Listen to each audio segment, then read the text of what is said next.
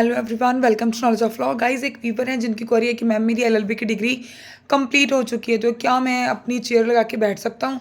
देखो भाई, अगर आपकी एलएलबी की डिग्री कंप्लीट हो गई है, ठीक है, और आपको स्टेट बार काउंसिल से लाइसेंस मिल चुका है, तो गाइस आप इंडिपेंडेंट प्रैक्टिस स्टार्ट कर सकते हो। कोई इशू नहीं है।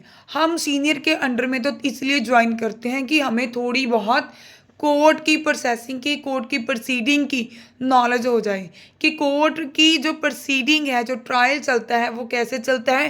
क्योंकि सीनियर के ऑलरेडी केसेस जो हैं वो चलते रहते हैं, ठीक है। उससे क्या होता है कि उसके केसेस की फाइल को हम लेकर जाते हैं, ठीक है। तो उसके बिहाफ के ऊपर सीनियर के अंडर में, ठीक है, तो हम कोर्ट में कई बार सीनियर के बिना भी कोर्ट में पेश होते हैं। तो ये एक प्रोसेस हो जाता है कि एज ए इंटर्न आपकी पहचान बन जाती है कि हाँ, आप अपना मतलब किसी सीनियर के अंडर प्रैक्टिस कर रहे हो। बट नो इशू, अगर आप अपना करना चाहते हो तो भाई इसमें कोई प्रॉब्लम नहीं है, बहुत अच्छी बात है, वेल एंड गुड है। अगर कई स्टूडेंट क्या करते हैं कि अपनी डिग्री कंप्लीट होने से पहले ही अपनी प्रैक्टिस स्टार्ट रखते हैं, ठीक है। डिग्री अभी उनका मान लो 2 साल रहते हैं, तो 2 साल पहले ही वो स्टूडेंट क्या करते हैं, उन्होंने अपनी जो कोर्ट होती है वो जाते हैं, किसी भी सीनियर के अंडर में वो प्रैक्टिस करते हैं।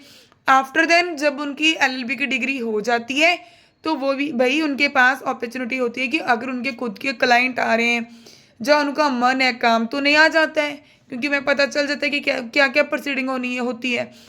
तो आपके पास बिल्कुल ये अपॉर्चुनिटी है, आप अपनी टेबल चेयर लगाकर बैठ सकते हो।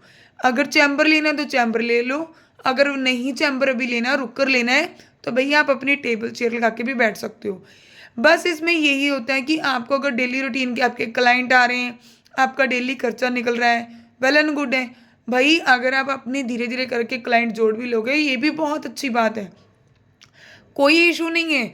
आप बैठिए, आप बैठकर अपने, क्योंकि बैठोगे चेयर लगाकर भी तो 100 लोग, 100 में से देखो कोर्ट में 100 लोग आते हैं, 100 में से कोई 10-20 लोग तो आपको देखेंगे आते जाते, ठीक है।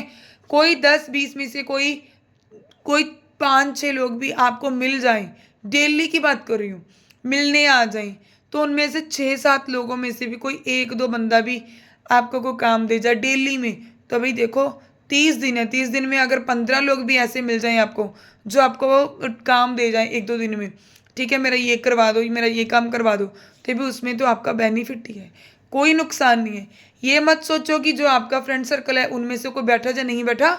अगर आप कोर्ट में बैठना चाहते हो आप बैठ सकते हो, बट ये देख लेना कि एक बार आपकी डिस्ट्रिक्ट कोर्ट की भी आपने बार में इनरोल करवाया हो।